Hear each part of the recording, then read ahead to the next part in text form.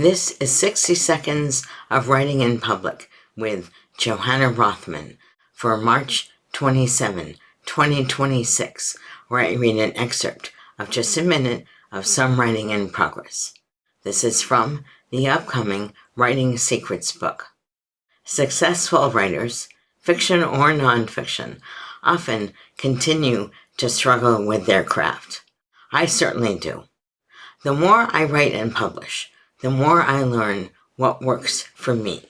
The biggest thing I learned this week is that practice helps me see how to make my writing sound cleaner and crisper. But that learning is not free.